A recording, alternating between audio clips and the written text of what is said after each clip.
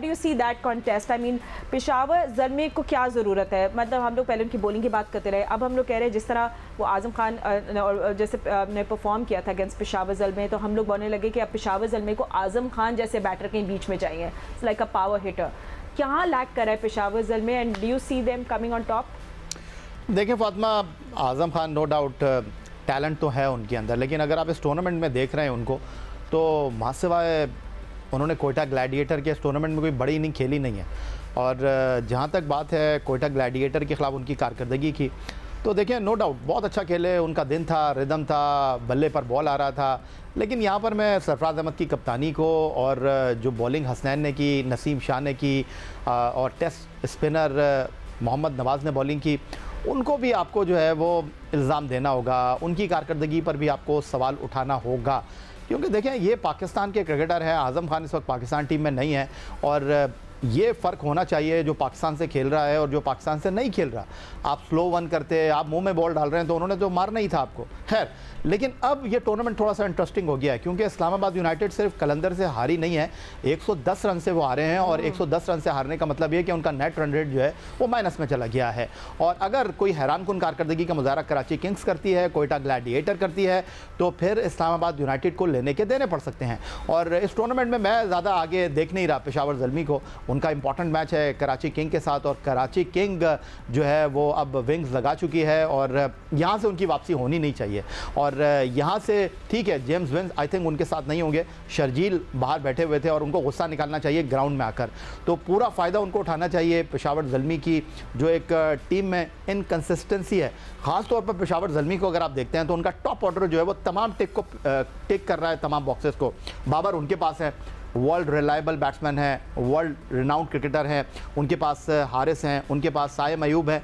But मसला यहाँ पर यह आ रहा है, फिर कैटमोर नंबर 4 पर बल्लेबाजी करने के लिए आ रहे हैं। इससे तगड़ी बैटिंग लाइनअप नहीं हो सकती, इससे ज़्यादा फायर पावर हो नहीं सकती। हाँ। लेकिन पेशावर ज़ल्मी को यही नहीं पता कि उनको आगे मैच को लेकर किस तरह चलना है। उनकी टीम सिलेक्शन, उनकी बॉलिंग सिलेक्शन सबसे बड़ा सवाल है। बट मुझे लगता है कि कराची किंग्स यहाँ पर सरप्राइज़ करेगी, जिस तरह कराची किंग्स ने परफॉर्म किया है। अब कराची किंग को यहाँ से वापसी करनी नहीं चाहिए। फिर तो मैं यही कहूँगा कि जी उन्होंने तैयब ताहिर को टीम में डाला है, बहुत अच्छा खेले हैं तैयब ताहिर, और मुझे अब भी कोयटा ग्लैडिएटर से उम्मीद है। और सबसे इंपॉर्टेंट चीज़ ये है कि अब मुल्तान सुल्तान वाले मुल्तान से बाहर निकले हैं, सोहन हलवा खाकर बाहर निकले हैं, कराची में आकर वो मुंह के बल गिरे हैं, अब वो पिंडी जाएंगे, फिर वो लाहौर आएंगे, तो ये जो हवा में वो रहेंगे, फिर उनके पाँव ज़मीन पर लगते हैं या नहीं लगते। चलिए ठीक है, बड़े अच्छा आपने इस पर तबसरा किया है। भट्टी साहब, हम लोग जब देख भी रहे थे पेशावर ज़ल्मी और इस्लामाबाद यूनाइटेड के लास्ट मैच में बात करी थी, आई मीन बाबर थे लास्ट मैन स्टैंडिंग, कोई नहीं टिक पाया, मगर उसके साथ साथ वो लोग जब फील्डिंग कर रहे थे फ्रस्ट्रेटिंग हो गया था। देखिए किस तरह की बहुत बुरी फील्डिंग हो रही थी, लाइक नीशम ने आई थिंक स्पिल किए थे 3 कैचेस,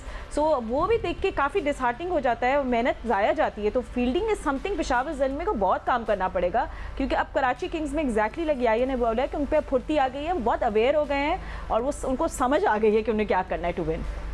बिल्कुल फातिमा, इसमें कोई शक नहीं है कि पेशावर ज़ल्मी जो है वो स्ट्रगल कर रही है, लेकिन पेशावर ज़ल्मी का फील्डिंग का तो फैक्टर बिल्कुल अपनी जगह मौजूद है, लेकिन असल फैक्टर जो है वो बाबर आजम फैक्टर है। बाबर आजम जिस मैच में स्कोर कर रहे हैं वो मैच भी टीम हार रही है, ज़्यादातर मैचेस में उनसे स्कोर नहीं हो रहा। तो मेरे ख्याल में दुनिया का इतना बड़ा नाम, अब शाहीन शाह अफरीदी हैं, तो मैं कुछ फॉरेन प्लेयर्स के भी ट्वीट्स देख रहा था शाहीन शाह अफरीदी के बारे में, मुझे नाम भूल गया आज। डेल स्टेन ने भी आज ट्वीट किया। हाँ, डेल स्टेन ने जो उसकी रिस्ट के बारे में, अगर अब्दुल रज़ाक इस पे बेहतर तबसरा कर सकते हैं। तो मतलब एक तरफ आप शाहीन शाह अफरीदी को देख लें, एक तरफ आप बाबर आजम को देख लें, तो बाबर आजम जिस तरह स्ट्रगल कर रहे हैं तो टीम भी उनकी स्ट्रगल कर रही है। देखें टॉप की जो 3 टीमें हैं, लाहौर कलंदर, मुल्तान सुल्तान और इस्लामाबाद यूनाइटेड, इनका ब्रांड ऑफ क्रिकेट बिल्कुल डिफरेंट है।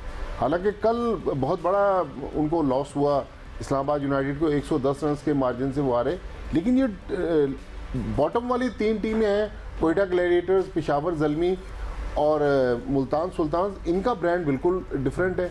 तो वही बात है कि अगर किस्मत ने इनका साथ दिया, अदरवाइज मेरे ख्याल में अब ये पार्टी स्पॉइलर होंगे, दूसरी टीमों के खेल खराब करेंगे।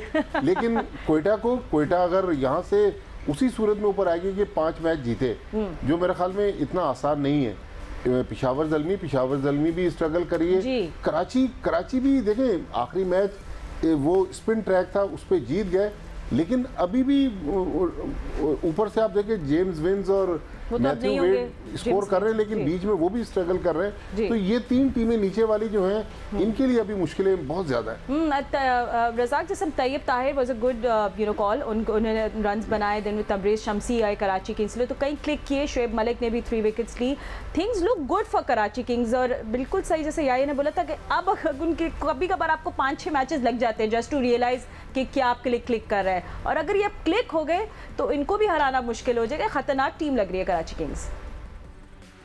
देखिए फातिमा, भी कराची की मैं समझता हूँ बैड लक ये रही है कि वो आखिरी मैच कराची में खेले, उसके बाद उनको पंजाब भी आना पड़ रहा है। पिंडी और लाहौर की जो पिचेस है वहाँ पे स्पिनर के लिए इतनी कोई मदद नहीं है, और शमसी को भी बड़ी अच्छी नपी भी बॉलिंग करनी पड़ेगी, क्योंकि जिस तरह की हेल्प इनको कराची में मिली है यहाँ नहीं मिलेगी। और शुएब मलिक की बात कर लें या तैयब ताहिर की बात कर लें या मात की बात कर लें, तो इनको परफॉर्म करना पड़ेगा। और जैसे अभी याया भाई कह रहे थे कि शाहीन ने बड़ा अच्छी बात की है कि जो टीम के लिए खेलेगा, तो ये तो सबके लिए, हम इसीलिए यहाँ बैठे हुए हैं। तो हम तो पिछले कोई 10 साल से यही कह रहे हैं कि जो भी प्लेयर टीम के लिए नहीं खेलता तो उसको बाहर होना चाहिए। उसकी परफॉर्मेंस टीम के लिए अगर वो कामयाबी की तरफ नहीं लेके जाती तो उस पर सोचना चाहिए, बात करनी चाहिए। तो ये तो एक की है, अगर आपने अच्छा प्लेयर बनना है या अच्छी टीम बनना है तो ये तो सबको पता होना चाहिए। और कराची के लिए ये है कि परफॉर्म करना पड़ेगा। उनके लिए यहाँ की पिचेस, जैसे मैंने कल भी कहा था कि यहाँ पे जो बॉल है आपकी तरफ आता है, आपको टाइमिंग के साथ खेलना पड़ता है, आपको मिडल करना पड़ता है। यहाँ पे आपको किसी किस्म की भी वो हेल्प नहीं मिलेगी जिस तरह कराची या मुल्तान की पिच में मिल रही थी। ठीक है, thank you so much for analyst, इन्होंने हमें ज्वाइन किया PSL 8 स्पेशल शो से। फिलहाल इतना ही। Thank you so much for analyst for joining us.